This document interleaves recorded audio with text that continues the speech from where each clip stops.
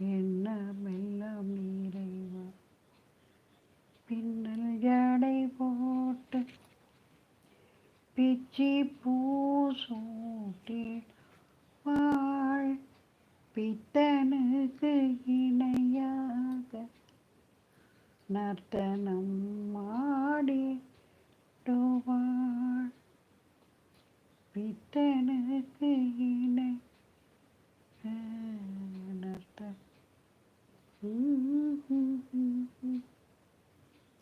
சின்னஞ்சிறு பெண் போலே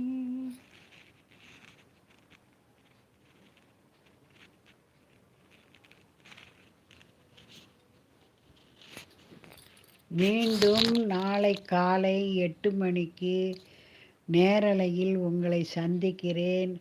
உங்களுடைய கேள்விகளுக்கு எளிதான பரிகாரங்கள் சொல்லி இறைவன் அருளை நாம் பெறுவோம். மீண்டும் சந்திப்போம். அனுசுயா முருகானந்தம். கிளம்புறேன், வர்றேங்க, வாங்க வாங்க. முடிக்கலான்னு முடித்தேன்.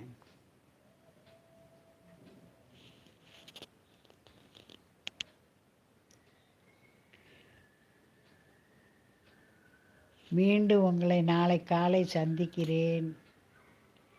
அன்போடு அம்மானு கூப்பிடுற இந்த சொல் அவ்வளவு அருமையாக இருக்குது. இறைவன் அருளே அருள். மீண்டும் காலை சந்திக்கிறேன். அனுஷ நட்சத்திரம், விருச்சிக ராசி. முருகரை கும்பிடுங்க.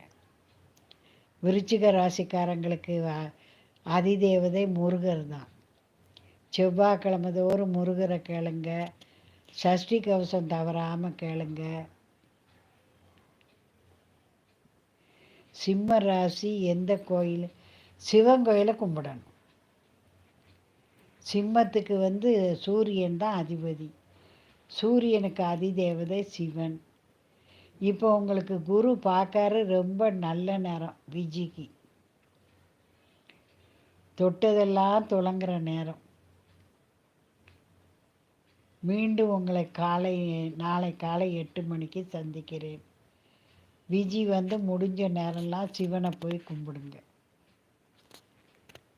சிவனும் அம்பிகையுமா இருக்க கோயிலை கும்பிட்டீங்கன்னா ரொம்ப நல்லது. உங்களுக்கு எதுவுமே செய்ய முடியல, நெய் விளக்கு போடணுமா, எதுவுமே எனக்கு கஷ்டம்னு தோணுதா, 5 ரூபா உண்டியல்லையாவது போடுங்க.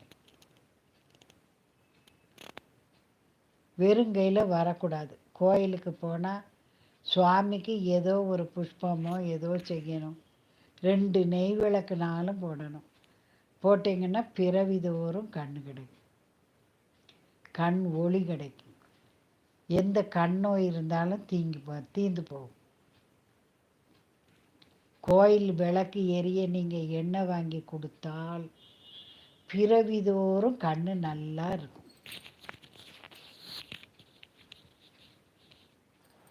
நீங்கள் 1000 தீபம் வீட்டில் போட்டாலும் கோயிலுக்கு போனீங்கன்னா 2 நெய் தீபம் போடுங்க. இல்லை நீங்கள் வீட்டில் இருந்தே கொஞ்சம் எண்ணெயோ நெய்யோ கொண்டு அங்கே எரியிற விளக்குக்கு ஊற்றுங்க. இல்லை மாதம் ஒரு பாட்டில் எண்ணெய் வாங்கி கோயில் தீபத்துக்கு சந்நிதியில் வச்சுருங்க. சந்நிதி முன்னால் வச்சுருங்க.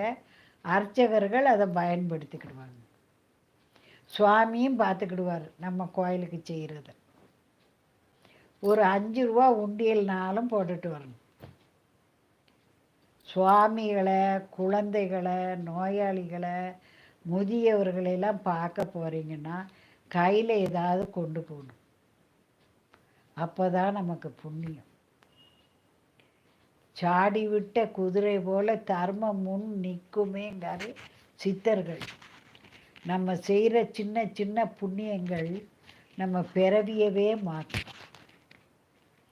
அதனால் புண்ணியங்களை தேடி செய்யும். வாசல் முன்னால் 4 தொட்டி வச்சு தண்ணி ஊற்றுங்க.